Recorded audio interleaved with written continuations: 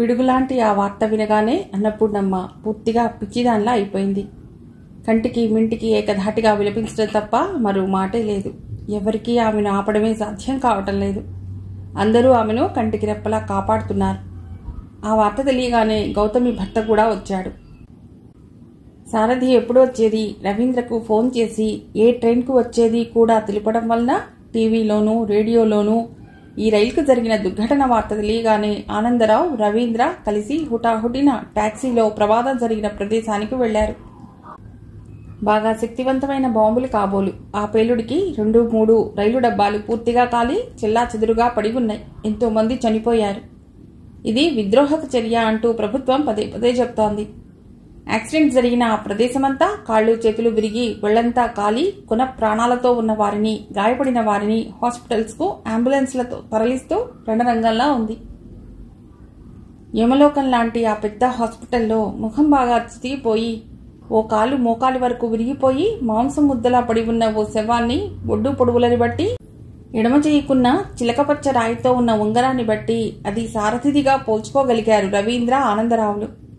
అతి భయంకరంగా ఉన్న ఆ శవాన్ని ఇంటికి తీసుకువెళ్ళటానికి మనస్కరించలేక అక్కడి వాళ్ల సహాయ సహకారాలతో దహన సంస్కారాలు కూడా చేసి వట్టి చేతులతో ఇలా పల్లెకు తిరిగొచ్చారు వాళ్ళిద్దరు. దేవుడు లాంటి మంచి మనసున్న సారథిబాబు తమకిక లేడని తెలుసుకున్న ఆ ఊరి జనమంతా కడసారిగానైనా అతన్ని చూసే భాగ్యానికి నోచుకోలేనందుకు ఎంతగానో దుఃఖిస్తున్నారు. అన్నపూర్ణమ్మని ఓదార్చటానికి జనాలు గుంపులు గుంపులుగా తరలి ఇంటికి రాసాగారు. సుమకి ఈ ఘోర వార్త తెలిసింది. బావ చచ్చిపోలేదు, నా బావ చచ్చిపోలేదు, బతికే ఉన్నాడు అంటూ ఉన్మాదిలా ఏడుస్తూ అరవసాగింది. అసలే కోడలు పోయిన దుఃఖం నుండి తేరుకోకముందే పిడుగుపాటులా అందిన ఈ ఘోర వార్తకు ముసలావిడ మరింతగా కుంగిపోయింది. కన్నతల్లి కన్నా మిన్నగా సుమని ఒడిలోకి చేర్చుకుని పసిపిల్లని లాలించినట్లుగా లాలించింది, ఊరడించింది. భార్యా వియోగంతో లోలోన కుమిలి కుమిలి దుఃఖిస్తున్న రఘురాంకు మరదలు పడుతున్న బాధ, దుఃఖం మరింతగా రెట్టింపు చేసింది. నాతో రాసుమా, పల్లెకు వెడదాం అడిగాడు మరదల్ని. వద్దు బావా, ఆ పల్లెకు వద్దు, బావలేని ఆ పల్లెకు వెళ్లలేను, ఆ జ్ఞాపకాలతో బతకలేను, అత్తయ్యను ఓదార్చలేను విలపిస్తూ తల గోడకేసి బాదుకుంటున్న సుమని ఒక్క ఉదుటిన వెళ్లి పక్కకి లాగబోయాడు. ఆ విసురులో ఆమె అప్రయత్నంగా ఆయన గుండెలపై వాలిపోయింది. ఈసారి 2 చేతులతో సుమని బిగ్గరగా అదిమి పట్టుకుని, ఊరుకో ఊరుకో సుమా, నేను నీ ఈ దుఃఖాన్ని చూడలేకపోతున్నాను సజల నయనాలతో చూస్తూ హీనస్వరంతో ఊరడించసాగాడు. ఆ దుఃఖంలోనే సుమని తీసుకువెళ్ళటానికి వెంకట్రామయ్య గారు పల్లె నుంచి వచ్చాడు. నాన్నా, బావ ఇక నిజంగా లేడా నాన్న? తిరిగి రాడా? మావయ్యని తీసుకురావటానికి బావ ఎందుకు వెళ్ళాడు నాన్నా? ఈ ఘోరం జరగడానికేనా? చెప్పు నాన్న, చెప్పు అంటూ తండ్రిని వాటేసుకుని వెర్రిదారిలా విలపించసాగింది. గుండెల నిండా పేరుకున్న దుఃఖం కట్టలు తెంచుకుని ప్రవహిస్తూ ఉంటే వెంకట్రామయ్య గారు ఏమీ మాట్లాడలేకపోయారు. కూతురు తలని అక్కున చేర్చుకుని మూగగా రోధిస్తూనే, పద తల్లి, పల్లెకి పెడదాం, అక్కడ పూర్ణ పూర్తిగా పిచ్చిదైపోయింది అన్నాడు బరువుగా. నేను రాలేను నాన్న, రాలేను. అత్తయ్యకి నా మొహం చూపలేను. ఆమెను ఆ పుత్రశోకంలో నుండి ఓదార్చే శక్తి నాకు లేదు నాన్న. బావ రాక కోసం ఎంతగానో తహతహలాడుతూ ఎదురు చూస్తున్న నాకు ఆ విధాత ఇంతటి ఘోరకృత్యం ఎందుకు తలపెట్టాడు నాన్న? నేనేం పాపం చేశాను నాన్న? ఎందుకు ఇలా జరిగింది? వెంకట్రామయ్య గారు ఏమీ మాట్లాడకుండా మౌనంగా రోధిస్తున్నారు. చెప్పు నాన్న, నాకెందుకు బావ దూరమైనాడు? నేనేం చెప్పను తల్లి. అత్తయ్య ఈ శోకాన్ని ఎలా భరిస్తుంది నాన్న? గౌతమి దగ్గరుండి తల్లిని చూసుకుంటోంది. అయ్యో, ఈ ఘోరం ఎందుకు జరిగిందో నాకు అర్థం కావడం లేదు నాన్న. లేదు తల్లి, బట్టలవి సర్దుకో, వెళ్ళిపోదాం బతిమాలుతున్నట్లుగా అడిగాడు వెంకట్రామయ్య కూతుర్ని. ఆహా, నేను పల్లెకి రాలేను నాన్న. అది కాదమ్మా సుమ, నా మాట విను. ముందు మనం ఈ రోజు పల్లెకు పెడదాం పద. వెంకట్రామయ్య గారు మరోమారు కూతురికి అనునయంగా నచ్చజెప్పే ప్రయత్నం చేశాడు. ఆహా, నేను అక్కడికి ఇప్పట్లో రాను నాన్న. కన్న కూతురి ఖచ్చితమైన ఆ నిర్ణయానికి ఆయన విస్తుపోయాడు. ఒకప్పుడు తానిక్కడికి ఉండలేనని, తమ వెంట పల్లెకు తీసుకువెళ్ళమని పేచీ పెట్టిన కూతురేనా ఇప్పుడు ఇలా మాట్లాడుతోంది అనుకుంటున్నాడు లోలోన. నీళ్ల చూపులు చూస్తూ నిలిచిన సుమకి ఎలా నచ్చ చెప్పాలో ఆయనకి నిజంగానే అర్థం కావటం లేదు. అంతవరకు అక్కడే కూర్చుని తన తొడపై చంటిదాన్ని పడుకోబెట్టుకుని జోకొడుతూ మౌనంగా తండ్రి కూతుళ్ల సంభాషణను ఆలకిస్తున్న ముసలావిడకి సుమని ఎలాగైనా ఇంకొన్నాళ్లు ఇక్కడే ఉంచుకోవటానికి తగిన సమయం ఇదే అనుకుని నెమ్మదిగా నోరు విప్పింది. సుమ రానంటుంటే నీవెందుకు వెంకట్రామయ్య అమ్మాయిని తీసుకువెళ్ళటానికి అంతగా బలవంత పెడుతున్నావు? నాకు కోడలిగా, తల్లి లేని ఈ పసిపిల్లలకు పిన్నిగా ఇక్కడే ఉండని ఇంకొన్నాళ్ల పాటు. ఆవిడ మాటల్లోని గూఢార్థమేదో దాగి ఉన్నట్లు అనిపించింది. అక్కడ పూర్ణ బండెడు దుఃఖంలో ఉందక్కయ్యా. తనని ఓదార్చడానికి తోడెవరన్నా ఉండాలిగా. గౌతమి మాత్రం భర్తను వదిలి ఇంకా ఎన్నాళ్ళు పుట్టింట్లో ఉంటుంది. అందుకనే సుశీల కూడా సుమని తీసుకురమ్మని నన్ను పంపింది. మరే సుమ కూడా బావలేడన్న దుఃఖంలోనే ఉంది కదా. అక్కడికొస్తే సారథి జ్ఞాపకాలతో మరీ తల్లడిల్లిపోదు. ఈసారి ఆయన ఏం మాట్లాడలేదు. ఏదో ఆలోచిస్తున్నట్లుగా మౌనంగా ఉండిపోయాడు. ముసలావిడ మళ్లీ మెల్లిగా పెదవి విప్పింది. ధైర్యాన్ని కూడగట్టుకుని తన మనస్సులోని భావాన్ని నేరుగా బయటపెట్టింది.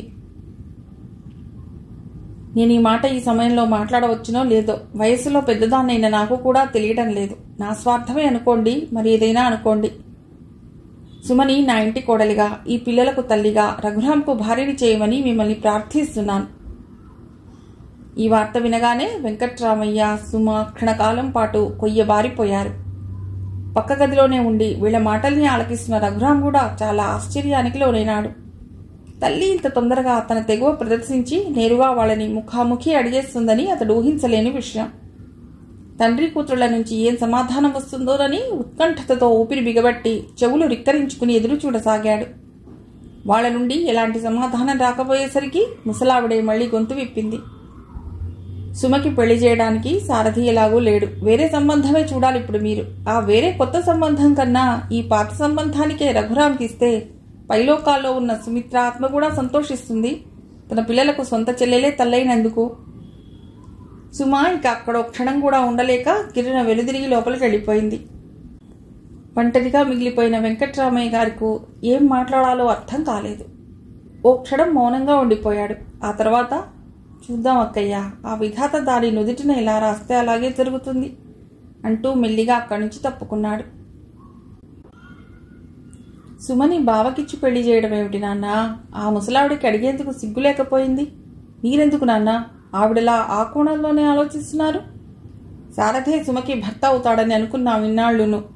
కానీ ఆ దైవం చిన్నచూపు చూసింది. వాళ్ళిద్దరికీ 3 ముళ్ల బంధం పడకముందే క్రూరంగా దూరం చేశాడా దేవుడు. ఇహ లోకల్లో మనకు పెళ్లి కొడుకులే కరువైనారా?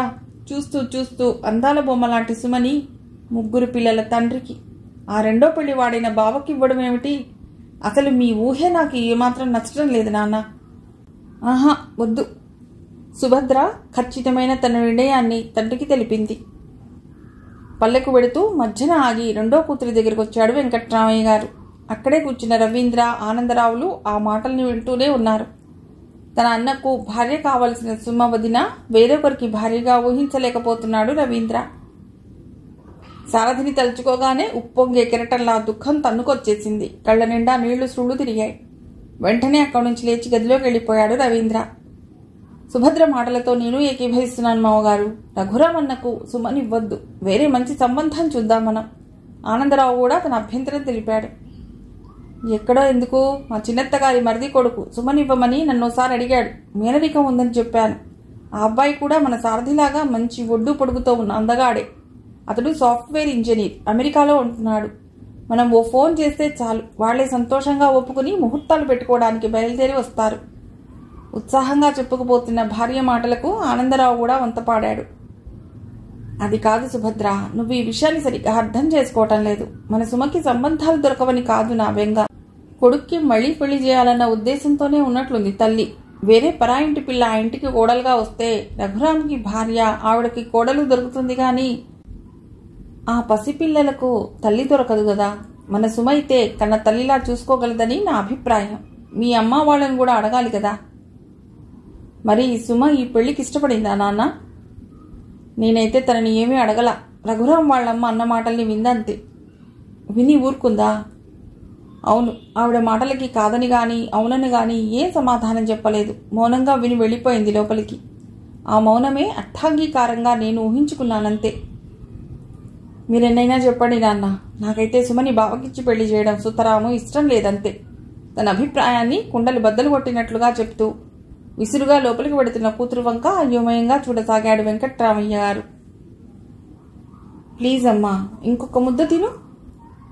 ఓహో, నాకొద్దు గౌతమి. ఎందుకే నన్ను ఇలా ఊరికే తిను తిను అని సతాయించి చంపుతా? శారదన్నయ్య ఎలాగూ పోయాడు, ఉన్న నిన్ను కూడా పోగొట్టుకుంటే ఇహ నాకు రవీంద్రకు దిక్కెవరమ్మా? ఏడుస్తూనే ఇంకొక ముద్ద తల్లి నోట్లోకి బలవంతంగా కొక్కింది గౌతమి. నేనెందుకు పోతానే? అప్పుడే నాది పాపిశ్రీ జన్మ. మీ నాన్న నాకు దూరమైన నాడే నా ఈ గుండెలు బండబారిపోయాయి. అన్నం ఇక వద్దంటూ చెయ్యడ్డు పెట్టుకుని ఏడుస్తోందన్న పూర్ణమ్మ. అన్నయ్య ఆ రైలు ప్రమాదంలో పోయిన వార్త విన్నప్పటి నుండి ఏనాడైనా 4 ముద్దలు కడుపు నిండా తిన్నావా అమ్మా? నీ శరీరం ఎలా సృష్టించిపోయిందో చూసావా? కంటికి నిద్ర లేదు, కడుపుకి తిండి లేదు. అసలు ఎప్పుడో ఇల్లు వదిలిన నాన్న కోసం అన్నయ్య గుజరాత్ వెళ్ళటం ఏమిటి? వెళ్ళినవాడు సవ్యంగా తిరిగి రాకుండా ఆ రైలు ప్రమాదంలో ఘోరంగా చనిపోవడం ఏమిటమ్మా? తలుచుకుంటుంటే అంతా అయోమయంగా ఉంటుంది. బయట చెంగుతో కళ్ళు దుడుచుకుంటూ చేతిలోని అన్నం ప్లేట్ తీసి పక్కన పెట్టింది. ఏం చేస్తాను చెప్పు? నిమిత్త మాత్రులమైన మనం విధిరాతను తప్పించుకోలేమమ్మా గౌతమి. ఆ మాటలు వినబడిన వైపుకు దృష్టి సారించారు తల్లి కూతుళ్ళిద్దరూనూ. చేతిలో పులసజ్జ పట్టుకుని ఇటే వస్తూ గుమ్మంలో కనబడింది రుక్మిణి. ఎండలో పడి ఈవేళప్పుడు వచ్చామేం పిన్ని? తల్లికి నీళ్లు తాగించి ఆ నీళ్లతోనే అన్నం పళ్ళెలో చేయి కడిగేసుకుంటూ అంది గౌతమి. ఎండో గిండో, అన్నయ్య చెప్పిన ఈ ఘోర వార్త విన్నప్పటి నుండి అక్కడ ఇంట్లో ఉండలేకపోయానే తల్లి. గుడికెళ్ళి ఆ నీలకంఠేశ్వరుని అభిషేకించుకుని పూజించుకుని ఇలా వచ్చాను. మళ్ళీ ఏం ఘోర వార్త పిన్ని? భయాందోళనలతో కంపిస్తున్నట్లుగా అంది గౌతమి. నిండా మునిగాక ఇక చలేవిటన్నట్లుగా ఆ ఘోర వార్త ఏమిటో తెలుసుకోవాలన్న ఆసక్తి గాని ఆదుర్ద గాని లేకుండా నిర్లిప్తంగా చూస్తూ మౌనంగా అక్కడే కొంగుపరుచుకుని మేను వాల్చింది అన్న పూర్ణమ్మ. మావయ్య సుమని హైదరాబాద్ నుండి తీసుకొచ్చాడా పిన్ని? ఇంకేం తీసుకొస్తాడు? పెద్ద కూతురి స్థానంలో సుమని ఆ ఇంటి కోడలుగా చేయబోతున్నాడు త్వరలో. ఆ వార్త వినగానే ముందుగా కొయ్యబారిపోయింది గౌతమి. ఏమిటి పిన్ని మీరు మాట్లాడేది? ఇది నిజమా? అవునే తల్లి. పొద్దున్న అన్నయ్య ఊరు నుండి వచ్చాక వదిలేతో ఈ సంగతి మాట్లాడుతుంటే నా మనసులో ఎంత కంపరంగా ఉందో చెప్పలేను. రఘురాం అన్నయ్యతో సుమకి పెళ్ళా? అమ్మా వింటున్నావా? మీ అన్నయ్య చేస్తున్న నిర్వాకం దెప్పి పొడిచినట్లుగా అంది గౌతమి తల్లితో. ఆ విషయం విన్నాక కూడా నా కొడుకే లేకపోయాక ఇక సుమ ఎవరింటి కోడలైతే మాత్రం నాకేమిటి అన్నట్లుగా నోరు విప్పకుండా ముభావంగా ఉండిపోయింది అన్న పూర్ణమ్మ. నేనైతే వద్దని ఖచ్చితంగా చెప్పాను. సుభద్ర ఆనందరావు కూడా ససేమిరా వద్దన్నారట. ఎంత అక్కభర్త అయినా పిల్లల కోసం దాని నిండు జీవితాన్ని ఇలా అస్తవ్యస్తంగా బలి చేస్తారా? మంచి సంబంధం చూసి పెళ్లి చేయమని చెప్పాను. కానీ అన్నా వదినా వినే పరిస్థితిలో లేరు. శాస్త్రి గారింటికి వెళ్ళి ముహూర్తం పెట్టించుకుని మళ్ళీ వీళ్ళిద్దరూ అక్కడికి వెళ్ళి గుళ్ళో పెళ్లి చేసి వస్తారట క్లుప్తంగా. అయ్యో ఎంతో ఘోరం. అసలు ఈ పెళ్లికి సుమ నిజంగా ఒప్పుకుందా పిన్ని? అది ఒప్పుకోకపోతే వీళ్ళందరూ ఇంత దూరం ఎందుకు ఆలోచిస్తారు? పిచ్చిది, సారథి లేకపోయాడు, ఇక ఎవరైతే ఏంలే అనుకుంది కాబోలు ఆ అమాయకురాలు. సుమ పట్ల జాలితో బాధతో దుఃఖభారంతో అంది రుక్మిణి. ఆ మధ్య ఓసారి నేను ఇక్కడికి వచ్చినప్పుడు ఓ రోజు సాయంత్రం పూట నన్ను కలవటానికని సుమ రత్తాల్ని తీసుకుని వచ్చింది ఇక్కడికి. ఏదో మాట్లాడుతూ అమ్మ తిన్నగా అన్నయ్య పెళ్లి విషయానికి వచ్చేసింది. 6 నూరైనా 100 ఆరైనా ఈ సంవత్సరం సుమబాల పెళ్లి కూతురు అవుతుందని అన్నయ్య అన్నాడు. అప్పుడు నేనేమో సుమ పెళ్లి కూతురైతే పెళ్లి కొడుకువి నువ్వు కాదా అన్నయ్య అన్నాను నేను. దానికి సమాధానంగా పెళ్లి కొడుకు బావకాక మరింకెవరు అంటూ కనుబొమలెగరేస్తూ విలాసంగా నవ్వాడన్నయ్య. కానీ ఈనాడు పెళ్లి కొడుకు మేనబావ కాక అక్కమూడు బావ అవుతున్నాడు అంటూ బాధతో దుఃఖంతో నిట్టూర్చింది గౌతమి. ఈ వార్త విన్నప్పటి నుండి నా మనసులో లేదు గౌతమి. నాకు అనిపిస్తుంది పిన్ని, మనమంతా అనవసరంగా బాధపడుతున్నామేమో. ఇప్పుడు ఎలాగో అన్నయ్య లేడు, మనం విచారించి లాభం ఏమిటి? జరిగేది జరక్క మానదు. మావయ్య అత్తయ్య ఇష్టప్రకారమే జరగని. ఏం జరగడమో ఏమోనే తల్లి. నాకింట్లో ఉండబుద్ధి కాలేదు. ఆ నీలకంఠేశ్వరుని దర్శించుకుందామని గుడికొచ్చి ఇలా వచ్చాను. వచ్చి మంచి పని చేశా. భోజనం చేశావా పిన్ని? లేదు ఇంకా. పద వంటింట్లోకి పిన్ని, నేను కూడా తినలేదు. వద్దు గౌతమి, నేను ఇంటికి వెళ్ళి తింటాలే. అంతవరకు మౌనంగా ఉన్న అన్నపూర్ణమ్మ చెంపల వీధిగా కారుతున్న అశ్రువుల్ని కొంగుతో తుడుచుకుంటూ మెల్లిగా నోరు విప్పింది. వెళ్ళి రుక్మిణి, ఇద్దరూ కలిసి భోజనం చేయండి ముందు. ఈ ఎండలో మళ్ళీ అంత దూరం ఏం పెడతావు? సాయంత్రం తాపీగా పెడదులే. అక్కగారి మాటల్ని మరి తోసిపుచ్చలేకపోయి మారు మాట్లాడకుండా నెమ్మదిగా గౌతమ్ వెనకాలే వంటింట్లోకి వెళ్ళింది రుక్మిణి. మంచంపై 2 కాళ్ళు బార్లా జాపుకుని దిండు కానుకుని కూర్చున్న సుమ చేతిలోని ఆ ఉత్తరాన్ని కేసి పదే పదే చూస్తూ మళ్లీ ఓసారి శాంతం క్షుణ్ణంగా చదివింది. పక్కింటి సుగుణమ్మ గారు సుమకి రాసిన ఉత్తరం. తన కొడుకు శ్రీనివాస్ పరిస్థితి ప్రస్తుతం చాలా ఆశాజనకంగా ఉందంటూ తన సంతోషాన్ని వ్యక్తపరుస్తూ రాసిందావిడ. భగవంతుడు కొందరి పట్ల నిజంగా ఎంతో సానుకూలంగా ఉండేటట్లు అనుగ్రహిస్తాడు. కానీ తన పట్లే ఎందుకనో చాలా ఘోరాతి ఘోరంగా, నిర్దాక్షిణ్యంగా, కఠినంగా ప్రవర్తించాడనిపిస్తోంది. ఏం పాపం చేశానో, పూర్వజన్మలో ఏదో చేసే ఉంటాను అని ఆలోచిస్తుంటే సారథి, సుమిత్ర వెంటనే గుర్తుకొచ్చారు. ఆ వెంటనే 2 కళ్ల నిండా నీళ్లు నిండుకున్నాయి. తాను పల్లెలో 10th వరకు చదివింది. ఇంటర్ డిగ్రీ చదివేందుకు 2 అక్కలు కూడా తన దగ్గర ఉంచుకుని చదివిస్తానంటూ పోటీ పడ్డారు. చివరికి సుభద్రక్కయ్య పంతమే నెగ్గింది. పెద్దక్కయ్య సుమిత్ర దగ్గరైతే పిల్లలతో, అత్తగారితో సతమతమయ్యే ఆమెకు మళ్లీ సుమ కూడా ఉంటే మరింత కష్టమవుతుందని బాగా ఆలోచించిన వెంకట్రామయ్య గారు పెద్ద కూతురు బాధతో నొచ్చుకోకుండా సున్నితంగా వద్దన్నారు. అయినా కొన్నాళ్లపాటు సుమిత్ర బాధపడకుండా ఉండలేకపోయింది. కాలేజీ సెలవులిస్తే ఓసారి పెద్దక్కయ్య దగ్గరికి వెళ్ళింది తాను. ఏమే సుమా, నేనంత కానిదాన్నైపోయానా నీకు? సుభద్రే నీకు అక్క, నేను కాదా అంటూ నిష్ఠురమాడి కళ్ళనీళ్లు పెట్టుకుంది. అయ్యో, అలా ఎందుకు అనుకుంటావక్కయ్యా? మీరిద్దరూ నాకు అక్కలే, నా 2 కళ్ళలాంటి వారు. డిగ్రీ అయ్యాక నీ దగ్గరుండే ఉస్మానియా యూనివర్సిటీ నుండి పీజీ చేస్తా అంటూ నమ్మబలికి పెద్దక్కయ్యను ప్రసన్నం చేసుకుంది. కానీ తన చదువు డిగ్రీతోనే సరిపెట్టుకోవలసి వచ్చింది. అమ్మకి మోకాళ్ల కీళ్ల నొప్పులు ఎక్కువ కావటంతో పల్లెలోనే ఉండిపోవలసి వచ్చింది. తల్లికి సాయంగా పెద్దక్కయ్యకి ఇచ్చిన మాట నిలబెట్టుకోలేకపోయింది. ఈనాడిలా అనుకోని విపత్తులో వాళ్ళింట్లో ఇక్కడ ఉండవలసి వచ్చింది. పురిటిలో కాంప్లికేషన్స్ వచ్చి అక్క మరణించకుండా ఉండి ఉంటే పండంటి బాబుతో ఇంటికి చేరేది. తాను పల్లెకు వెళ్ళిపోయేది. పిన్ని పిన్ని అంటూ వస్తున్న పిల్లల పిలుపులతో ఆమె మనస్సులోని ఆలోచన స్రవంతికి ఆనకట్టబడింది.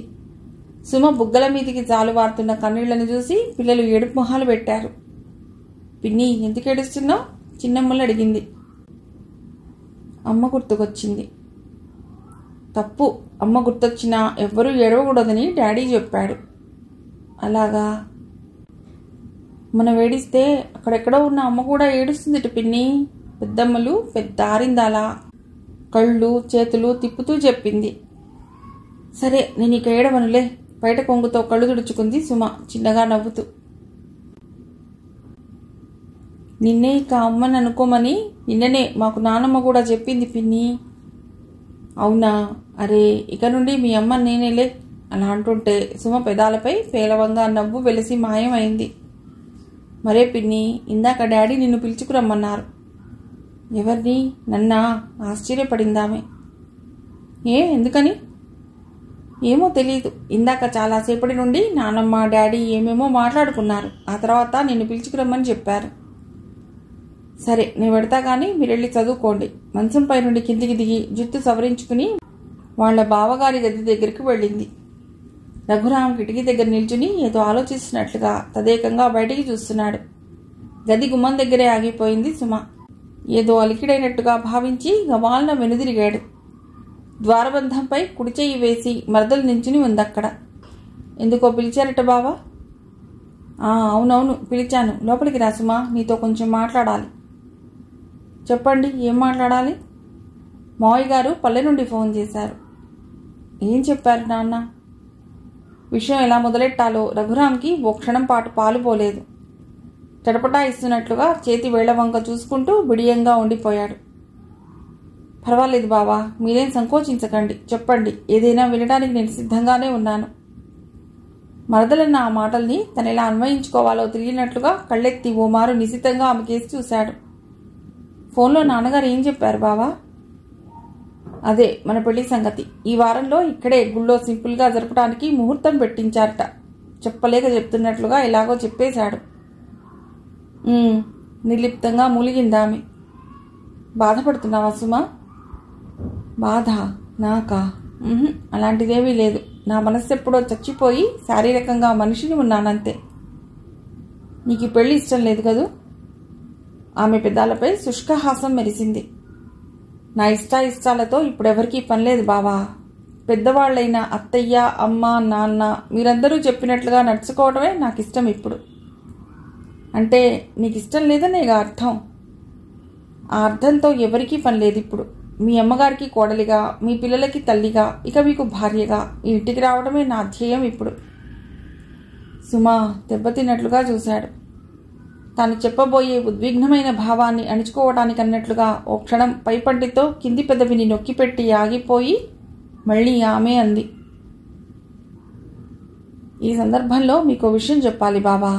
మానసికంగా మీకు భార్యగా పేరుకు మాత్రమే ఉండగలను, కానీ శారీరకంగా మన ఇద్దరి మధ్య ఎలాంటి సంబంధమో ఉండబోదు.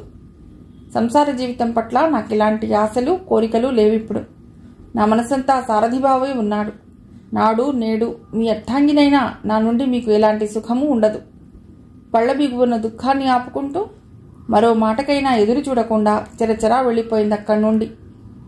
బ్రాన్ పడిపోయినట్లుగా మరదలు వెళ్లిన వైపే చూస్తున్న రఘురాం పెదవులపై ఓ నవ్వు వెలిసి మాయమైంది. ఎన్నాళ్ళు ఆ సారథిగాన్ని తలుచుకుంటూ ఉంటావో నేను చూస్తానులే అన్నట్లుగా ఉందా నవ్వుకి అర్థం. ఆ సాయంత్రం ముసలావిడ సుమని దగ్గరికి పిలిచి చాలా సంతోషంగా చెప్పింది, బజారుకి వెళ్ళి నీకు ఇష్టమైన పట్టు చీరలు, నగలు కొనిదెచ్చుకోమని. ఇప్పుడెందుకు అత్తయ్యా, అక్కయ్య నగలే ఎలాగో చాలానే ఉన్నాయిగా అయిష్టంగా అంది. అవి ఉంటే ఉండని, విడిగా కొత్తవి నీకు ఇష్టమైనవి అబ్బాయి వెంట వెళ్ళి తెచ్చుకో అమ్మాయి. లేని నవ్వు తెచ్చిపెట్టుకుని అక్కడి నుంచి కదిలిద్దామె. డాక్టర్ రెడ్డి ఆంధ్ర నుండి వచ్చిన తన అత్తగారిని, మామగారిని తీసుకుని ఎయిర్ ఫోర్స్ స్టేషన్ నలియా నుండి శ్రీకృష్ణుడు పరిపాలించిన ద్వారకను చూపించడానికి వచ్చాడు. అక్కడికి రాగానే తన మిత్రుడు సారథి గుర్తుకొచ్చి గుండె బరువెక్కింది. ఇక్కడికి వచ్చి తండ్రిని ఎలాగో తన వెంట తీసుకువెళ్లలేకపోయాడు.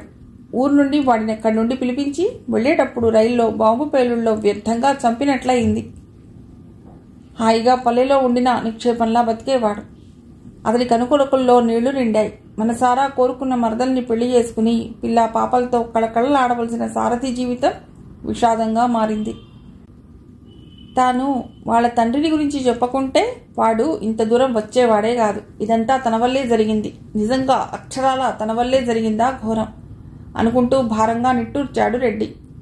సముద్ర స్నానం కోసం వెడుతున్నప్పుడు ఆ చుట్టుపక్కల ఎక్కడన్నా సారథి తండ్రి ఆ కేశవస్వామి సాధు పుంగవుడు కనిపిస్తాడేమోనని నలువైపులా తేరిపార చూశాడు.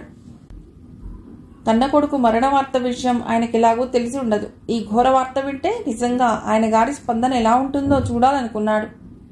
కళ్ళు రెండూ విప్పార్చుకుని మెట్లపై కూర్చున్న ఋషీశ్వరులనందరినీ ఓ మారు నిశితంగా కలియ చూశాడు రెడ్డి. స్నానఘట్టానికి వెళ్లే దారిలో మెట్ల చివరన అటువైపు చివరగా కళ్ళు మూసుకుని తెరహాస వదనంతో కూర్చున్న తెల్లని గడ్డంతో కాషాయ వస్త్రాలతో ధ్యాన నిమగ్నుడై ఉన్న ఆయన్ని సారథి తండ్రిగా ఇట్టే పోల్చుకున్నాడు. ఇప్పుడే వస్తానని మామగారి వాళ్లతో చెప్పి గబగబా అటుకేసి నడిచాడు రెడ్డి. ఆయన దగ్గరగా వెళ్ళి స్వామి అంటూ పిలిచాడు. ఓ కేశవస్వామి గారు, ఈ మారు కాస్త గొంతు హెచ్చించాడు. నెమ్మదిగా కళ్ళు తెరిచాడు ఆయన. రెడ్డిని వెంటనే పోల్చుకున్నాడు. అతన్ని మందహాసంతో చూస్తూ, నువ్వా నాయనా, ఇప్పుడొచ్చావు ద్వారకకి? నీ మిత్రుడు కుశలమే కదా పలుకరించాడాయన. ఇంకెక్కడి మిత్రుడు స్వామి, పౌర్మని విలపించాడు. ఏమైంది నాయనా, సారథికి ఏమైంది? ఆ మాటల్లో ఎనలేని భయాందోళనలను కనబరిచాడు. మిమ్మల్ని ఇక్కడ గుర్తించిన నేను వాడిని పల్లె నుండి పిలిపించాను, కానీ మీరేమో వాడి వెంట ఇంటికి వెళ్ళడానికి నిరాకరిస్తారాయే. తీరా సారథి వెళ్లేటప్పుడు బొంబాయిలో రైల్లో బాంబు పేలుళ్లలో ప్రాణాలు పోగొట్టుకున్నాడు స్వామి. తన కన్న కొడుకు సారథి అర్థాంతరంగా మరణించాడన్న వార్త ఆయన్ని ఎనలేని బాధావ్యధలకి గురిచేసింది. నమ్మలేకపోతున్నట్లుగా మ్రాన్పడి చూడసాగాడు. శాంతి దూతలా ఉన్న ఆయన ప్రశాంత వదనంలో ఏదో తెలియని కలవరం చోటు చేసుకుంది. ఆయన రెండు కళ్లల్లో నిండుగా నిరాశ ద్యోతకమవుతోంది. ఎంత ఘోరం జరిగింది! కృష్ణ కృష్ణ, వాడిని ఇంత దూరం మీకోసం పిలిపించి పరోక్షంగా వాడి చావుకి కారణమైన నాకు నిష్కృతి లేదు స్వామి. అలా అనుకున్న ఆయన, ఎవరి కర్మకు ఎవరు బాధ్యులు, అంతా భగవదేచ్ఛ. సుఖదుఖాలకు అతీతంగా ఉన్న ఆయన మనస్సులో కూడా మెల్లిగా అలజడి మొదలైంది. స్వామి, మిమ్మల్ని కోరుకునేది ఒక్కటే, సారథి ఆత్మకు శాంతి కలగాలంటే మీరు సాధ్యమైనంత త్వరలో పల్లెకు తిరిగి వెళ్ళండి స్వామి. సారథి లేక దిక్కులేని కుటుంబమైన వాళ్ళకి కాస్త పెద్ద దిక్కుగా ఉండండి స్వామి. అదే వాళ్లకు కొండంత సంతోషాన్ని కలుగజేస్తుంది. అంటూ ఆయన నుండి ఎటువంటి సమాధానం కూడా ఆశించకుండా సజల నయనాలతో వెనుదిరిగి వెళ్ళిపోయాడు రెడ్డి. రాత్రి 8 అవుతోంది.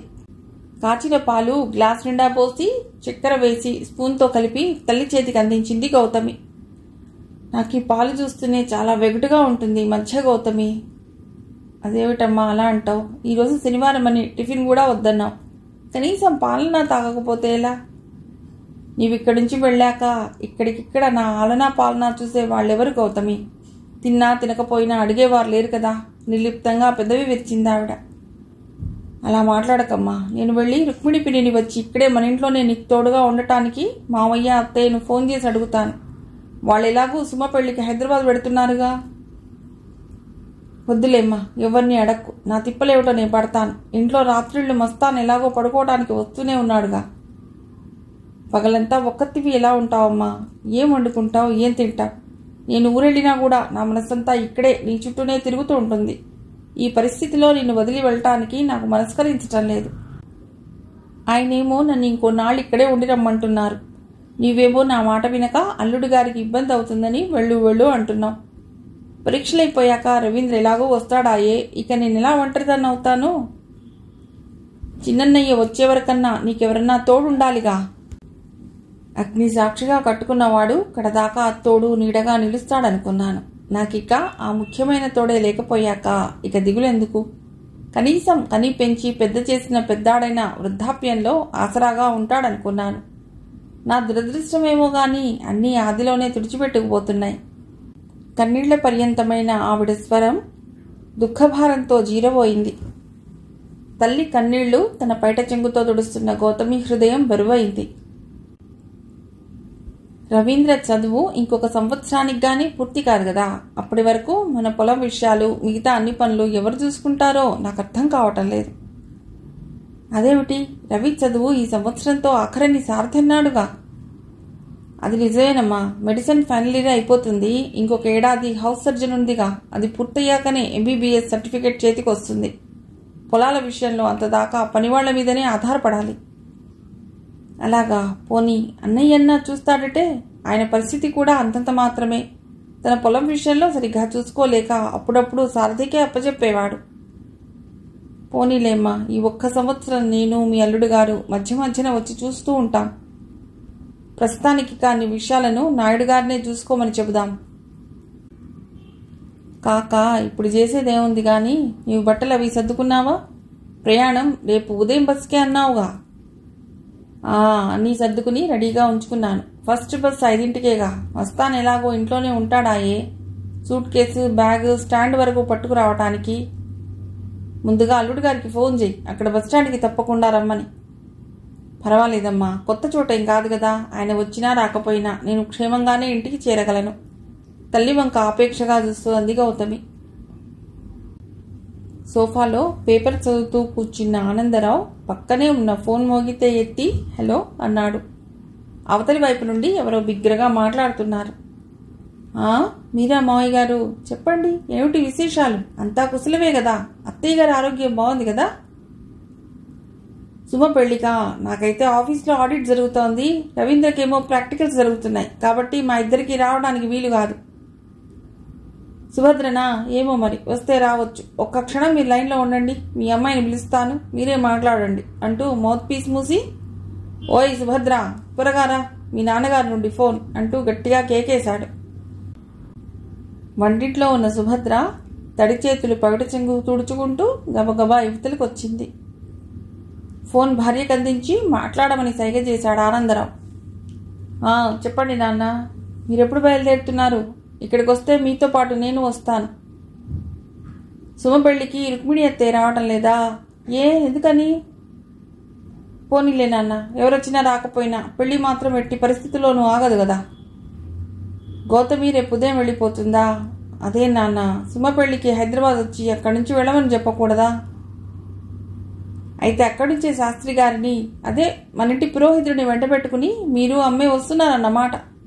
సరే నాన్న, ఇక్కడికి వచ్చాక అన్ని విషయాలు మాట్లాడుకుందాం. బస్ స్టాప్కి మీ అల్లుడి గారిని పంపనా? వద్దా? సరే, మీరే ఆటోలో వచ్చేస్తారా? మరిక ఉంటాను నాన్న అంటూ సుభద్ర ఫోన్ పెట్టేసింది. ఏమిటో దాని అదృష్టం ఇలా తగలడింది. సారథి బతికి ఉండి ఉంటే సుమ పెళ్లి పల్లెలోనే రంగరంగ వైభవంగా జరిగేది. ఇప్పుడేమో ఎవ్వరూ లేనట్లుగా అనామకంగా గుళ్ళో క్లుప్తంగా జరపబోతున్నారు. నిట్టూరుస్తున్న భార్యకేసి కోపంగా కొరకొరా చూశాడు ఆనందరావు. ఇప్పటికైనా మించిపోయిందేమీ లేదు. మీ నాన్న వాళ్ళు మనసు మార్చుకున్నారంటే ఏ అమెరికా సంబంధమో చూసి అంతకంటే గొప్పగా ఘనంగా చేసేయొచ్చు పెళ్లి. మీరు అలా మాట్లాడతారేమిటండి? నాన్న అమ్మ మనవరాళ్ల బాధ్యతను వాళ్ళ భవిష్యత్తును దృష్టిలో పెట్టుకుని ఈ నిర్ణయం తీసుకుని పెళ్లికి ఒప్పుకున్నారు కదా. నువ్వు వెళుతున్నావా పెళ్లికి? తప్పకుండా వెళ్ళాలి కదా. వెళ్తే వెంటనే వచ్చేసేయ్ అంటూ చేతిలోని పేపర్ని సోఫాలోకి గిరాటేసి పడుకోవటానికి అన్నట్లుగా పడగదిలోకి వెళ్ళిపోతున్న భర్త వంక విస్మయంగా చూడసాగింది సుభద్ర. తెల్లవారబోతోంది. ఉషాకన్యకి స్వాగతం పలకడానికి అన్నట్లుగా చెట్లపై పక్షులన్నీ కిలకిలా రావాలతో మేల్కొల్పులు పాడుతున్నాయి. శివాలయానికి ఆవలున్న ఇళ్లలో నుండి కొక్కరోకో అంటూ కోడికూతలు జోరుగా ఉత్సాహంగా వినవస్తున్నాయి. గుమ్మం వాకిలి తలుపులు తెరుచుకుని బయటకొచ్చిన గౌతమికి చల్లని పిల్లగాలులు రివ్వున ముఖానికి కొట్టాయి. మసక చీకట్లో గేటుకు ఇటువైపుగా ఉన్న సిమెంట్ చెప్టాపై ఏదో తెలియని తెల్లని ఆకారం అటు తిరిగి కూర్చుని ఉంది. అది కంటపడగానే భయాందోళనలతో ఓ గావు కేకబెట్టి తలుపులేసి మళ్లీ లోపలికి పరిగెత్తుకొచ్చిందామె. గౌతమి పెట్టిన గావు కేకతో మంచి నిద్రలో ఉన్న మస్తాన్ ఒక్కసారిగా ఉలిక్కిపడి లేచి కూర్చున్నాడు, కళ్ళు నులుముకుంటూ. ఏంటమ్మాయి గారు అంతలా కేక పెట్టారు? గౌతమి అరుపు కన్నా ముందే లేచిన అన్నపూర్ణమ్మ కూడా భయంతో వణుకుతున్న కూతురి దగ్గరగా వెళ్ళి ఏదో చూసి జడుచుకున్నావులా ఉంది. ఏమైంది గౌతమి? తలపై చేయి వేసి ఆప్యాయంగా నిమురుతూ అంది. అమ్మా మరే బయట వాకిట్లో సిమెంట్ చెప్టాపై ఏదో తెల్లని ఆకారం కూర్చుని ఉంది. అది బహుశా అన్నయ్య ఆత్మేనేమోనమ్మా. తల్లిని బిగ్గరగా ఖర్చుకుని బావురు మంది గౌతమి. అన్నయ్య ఆత్మ? మనకంత అదృష్టం కూడానా? ఒక్కనాడైనా ఇంతవరకు ఈ కన్నతల్లికి కల్లోకి కూడా రాలేదాయే. ఎక్కడో దూరాన వాడి ప్రాణాలు అనంత వాయువుల్లో కలిసిపోయాయి. కడసారి చూపులకైనా నోచుకోలేని అభాగ్యులం మనం. అలాంటి వాడి నాడు ఆత్మరూపంగా తిరిగొచ్చాడని నీవంటే నన్ను నిజంగా నమ్మమంటావా? పద బయటికెడదాం, నువ్వేం చూశావో మరి అంటూ కూతురికి అభయం ఇచ్చి గుమ్మం వాకిలి వైపు కదిలిందావిడ. వద్దమ్మా వద్దు, నాకు చాలా భయంగా ఉంది. పర్వాలేదు పదండమ్మగారు, నేను వస్తాను. పక్కనున్న దుడ్డుకర్రని చేతిలోకి తీసుకుని మస్తాన్ కూడా లేచి నిలబడ్డాడు. వీధి గుమ్మం తలుపులు తెరుచుకున్నాయి. శివార్చనకు వేళైనట్లుగా దగ్గరలోనే ఉన్న నీలకంఠేశ్వర స్వామి ఆలయంలోని గంటలు శుభసూచకంగా సుమధురంగా మారుమోగాయి. ఏది ఎక్కడ చూపించు? అన్నపూర్ణమ్మ ధైర్యంగా ముందుకడుగు వేయసాగింది. అదిగోనమ్మా, ఆ సిమెంట్ చెప్టాపై అటు తిరిగి కూర్చుని ఉంది చూడు, తెల్లని ముసిగేసిన ఆకారం. అప్పుడే అటుకేసి చూసిన మస్తాన్ అన్నపూర్ణమ్మ కూడా నిశితంగా గమనించారు ఆకారాన్ని. ఎవరది? పలుకురే గట్టిగా గద్దించిందావిడ. ఆ ఆకారంలో చలనం లేదు. ఉండండమ్మగారు, మీరీడనే ఆగండి, దాని విషయం ఏమిటో నేను కనుక్కుంటాను అంటూ మస్తాన్ చేతిలోని కర్రని ఎత్తిపట్టుకుని ముందుకడిగేశాడు. తల్లి భుజాన్ని భీతితో బిగ్గరగా ఖర్చుకుని పట్టుకుని ఉంది గౌతమి నిలువెల్లా వణుకుతూ. నువ్వాగు మస్తాన్ అంటూ కూతురుతో పాటు ముందుకు ఆకారానికి అభిముఖంగా నడిచిందావిడ. తెల్లని బట్టలతో, తెల్లని బారెడు గడ్డం, జులపాల జుట్టుతో పద్మాసనంలో కూర్చుని కళ్ళు రెండూ మూసుకుని ధ్యాన నిమగ్నుడై ఉన్న ఆ ప్రశాంతమైన వదనంలో కోటేరు లాంటి ఆ పొడుగు ముక్కుని చూడగానే అన్నపూర్ణమ్మ కళ్ళు పత్తికాయల్లా అయ్యాయి. ఇది నిజమా? ఇది సంభవమా? తన కళ్ళని తానే నమ్మలేక భ్రమిస్తున్నాయా అనుకుంది. 25 ఏళ్ల నాడు ఇల్లు విడిచిన భర్త పోలికలు ఆయనలో సుస్పష్టంగా గోచరించాయి. చేష్టలుడిగిన దానిలా రెప్పవాల్చకుండా చూస్తుంటే అది సంతోషమో దుఃఖమో తెలియని భావోద్వేగంతో ఆవిడ కాళ్లలో సన్నగా వణుకు ప్రారంభమై అలాగే కూలబడిపోసాగింది. ఈయనో సాధు పొంగవుడమ్మగారు, ఇక్కడికెలా వచ్చాడబ్బా అంటూనే స్పృహ కోల్పోతున్న అన్నపూర్ణమ్మను కింద పడకుండా మస్తాన్ గౌతమి చెరోవైపు పట్టుకుని ఆపడానికి ప్రయత్నించారు. ఏం జరుగుతుందో తెలియని విషమ పరిస్థితిలో అమ్మా అంటూ గౌతమి పెట్టిన గావు కేకకి ఆ ఋషీశ్వరుడు నెమ్మదిగా కళ్ళు తెరిచి చుట్టూ ఉన్న పరిసరాలని మనుషులని గమనించాడు. రుక్మిణి వస్తున్నాను. ఏమిటన్నయ్యా? మరి నువ్వు రత్తాన్ని తోడుగా ఉంచుకుని ఇక్కడే ఉంటావా లేక పూర్ణ వాళ్ళ ఇంటికి ఎడతావా? ప్రయాణానికంతా సిద్ధమైన వెంకట్రామయ్య గారు చెల్లెల్ని పిలిచి అడిగాడు. గౌతమి కూడా ఈరోజే ఊరెళ్తోందిట. నన్ను అక్కడికి వచ్చి అక్కకి తోడుగా ఉండమని ఫోన్ చేసి చెప్పింది నిన్ననే. సరే, మీ ఇష్టం ఇహ. మేము తిరిగొచ్చే వరకు పూర్ణ దగ్గరే ఉండు మరి. అలాగే అన్నయ్య. మీ వదిన ఇంకా తయారు కాలేదా? బస్కి టైం అవుతోంది. శాస్త్రి గారు కూడా ఇంకా రానేలేదు. వాచి కేసు చూసుకుంటూ ప్రయాణానికి హడావుడి పడుతున్నాడు వెంకట్రామయ్య. అయిపోయిందండి, నేను తయారే. చీర కుచ్చొడ్డు సవరించుకుంటూ సుశీలమ్మ యువతలికొచ్చింది. అంతలోనే మస్తాన్ పెద్ద పెద్ద అంగలేస్తూ పరిగెత్తుకుంటూ ఇంట్లోకి వచ్చాడు. ఏమిట్రా, ఏమైంది? భయ విఫలుడైన ఆయన కంగారుగా అడిగాడు. అక్కడే ఉన్న రుక్మిణి, సుశీలమ్మ విస్తుపోయి చూస్తున్నారు మస్తాన్ వంక. చాలా దూరం నుండి పరిగెత్తుకుని రావటం వలన ఆయాసంతో ఒగర్చుతున్నాడు. శ్వాస తీసుకోవడానికి కష్టపడుతున్నాడు. ఏమైందిరా మస్తాన్, ఎందుకిలా పరిగెత్తుకొచ్చావు? పూర్ణ కుశలమే కదా? ఎవరికీ ఏం అపాయం కలగలేదు కదా? పెద్ద కూతురి మరణ వార్త విన్నప్పటి నుండి ఇలాంటి సన్నివేశం ఎదురైతే భయాందోళనలతో తల్లడిల్లిపోతున్నాడు ఆయన. తల ఊపుతూ, మరేనండి అయ్యగారు, పెద్దబాబు గారు, సాధుబాబు గారు తిరిగొచ్చారండి. ఆయన భ్రుకుటి ముడిపడింది ఈసారి. సాధుబాబు గారు ఎవర్రా? అదేనండి, పెద్దమ్మగారి, పూర్ణమ్మగారి భర్త. ఇన్ని సంవత్సరాలకి తిరిగొచ్చారింటికి. ముగ్గురు అప్రతిభులైపోయారు. ఏం మాట్లాడుతున్నావురా మస్తాన్? నిజమా ఇది? అవును బాబుగారు, నిజమే. మీరు వెంటనే బయలుదేరి రండి. ఉన్న పళంగా మిమ్మల్ని అంతా వెంటబెట్టుకురమ్మని గౌతమమ్మ గారు పంపారు. ఎంతటి శుభవార్త మోసుకొచ్చావురా? ఆయన కళ్లల్లో, మొహంలో సంతోష తరంగాలు ఎగిసిపడ్డాయి. ఆ బాబుగారిని చూడగానే మతి తప్పి పడిపోయింది అమ్మగారు. సాధుబాబు గారు తన దగ్గరున్న చెంబులోంచి నీళ్లు తీసి ముఖాన చెల్లారు. అవి మంత్రపు నీళ్లు కాబోలు. చటుక్కున లేచి కూర్చున్నారు అమ్మగారు. చాలా మహిమ చూపగల సాధువులాగున్నారు. వాళ్ళు ముగ్గురు మరో మాటకైనా ఎదురు చూడకుండా మస్తాన్ వెంట పరుగులాంటి నడకతో వెళ్లారు. మోకాళ్ల నొప్పులున్న సుశీలమ్మ మాత్రం కాస్త వెనకబడింది. వీళ్లంతా వెళ్లేసరికి అన్నపూర్ణమ్మ ఇంట్లో నయనానందకరమైన దృశ్యం కనబడింది. కేశవరావుని వెంటనే బాగానే పోల్చుకున్నాడు వెంకట్రామయ్య గారు. ఆనందాతిశయం పట్టలేక బావని మనసారా ఆలింగనం చేసుకున్నాడు. ఆనంద భాష్పాలతో అక్కడి వాళ్ళందరి కళ్ళు చెమ్మగిల్లాయి. ఆ ద్వారకానాథుడైన జగద్విధాత ఇన్నేళ్లకు మా పూర్ణ కోరికను తీర్చాడు. అన్నపూర్ణమ్మలో ఆనందం అద్వితీయంగా, అలవి కానంతగా, వర్ణించశక్యం కానంతగా పొంగి పొరలుతోంది. ఈ శుభ సమయంలో సారథి ఉండే ఎంత సంతోషపడేవాడో కదా. సారథికి సంభవించిన అకాల మరణాన్ని గురించి అతడి మిత్రుడు డాక్టర్ రెడ్డి వచ్చి నాకు చెప్పేసరికి నమ్మలేకపోయాను. ఎంత ఆపుకున్నా నా మనసు ఆగలేదు. ఓడిపోయిన నా మనస్సు పిచ్చెక్కినట్లుగా, ఊపిరాడనట్లుగా విలవిలలాడిపోయాను. ఓ రోజంతాను ఆలోచించాను. బాగా ఆలోచించారు.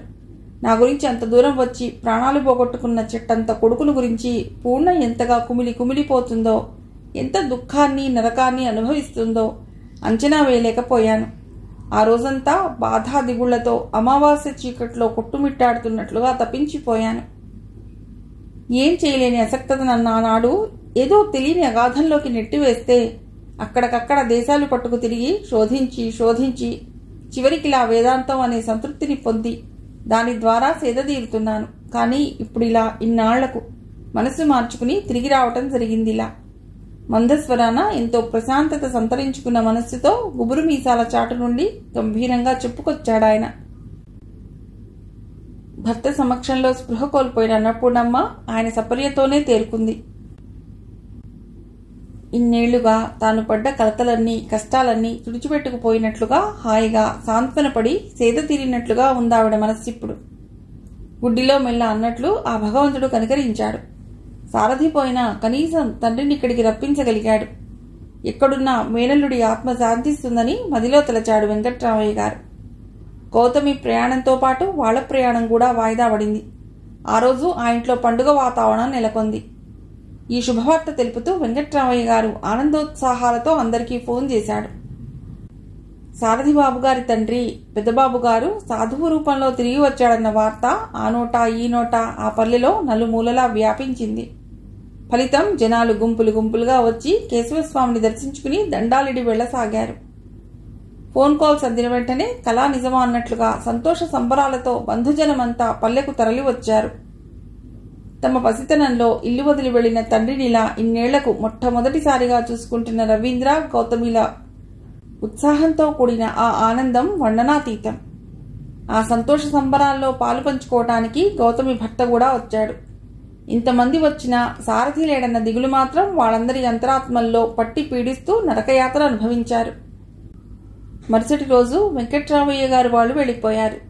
అన్నయ్య కూతురైన సుమబాలని చిన్నప్పటి నుండి సారథికి చేసుకోవాలని తానెన్ని కలలు కందో అవేలా భగ్నమయ్యాయో, ఇప్పుడు సుమబాల పెళ్లి ఎవరితో ఎందుకు జరగబోతోందో అంతా పూసగుచ్చినట్లుగా భర్తకి వివరించింది అన్నపూర్ణమ్మ. పోనీలే పూర్ణ, ఆ అమ్మాయికి మన ఇంటి కోడలయ్యే అవకాశం లేదు కాబోలు. అందుకే ఆ విధాత సారథి పట్ల ఇంతటి ఘోరకృత్యం తలబెట్టాడు. భర్త పలికిన సాంత్వన వచనాలతో మదిలో కాస్త ప్రశాంతత ఏర్పడింది ఆమెకు. పచ్చి కూరగాయలు, పచ్చి పాలు, పండ్లు అన్నీ సాత్విక ఆహారపు అలవాట్లే కేశవస్వామికి. ఎప్పుడైతే ఇల్లు విడిచాడో ఆనాడే రావు బదులు స్వామిగా పేరు మార్చుకున్నాడు. ఇప్పుడదే పేరుతో కేశవస్వామిగానే పిలువబడుతున్నాడు.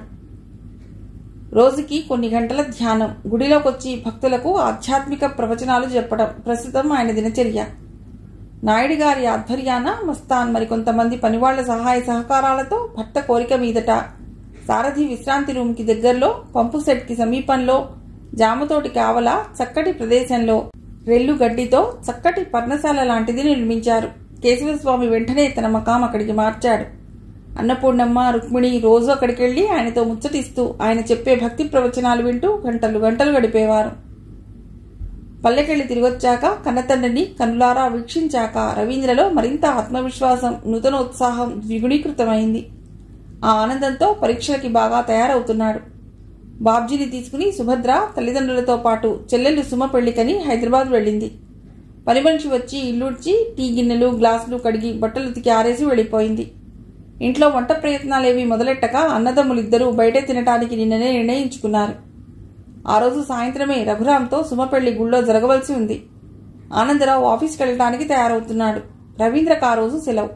పెద్దలాడే నిద్రలేచి స్నానాధికాలు ముగించుకుని రేపు జరగబోయే అనాటమీ ప్రాక్టికల్స్ ఎగ్జామ్స్కి శ్రద్ధాసక్తులతో ప్రిపేర్ అవుతున్నాడు. ఉన్నట్టుండి అతడి సెల్ మోగింది.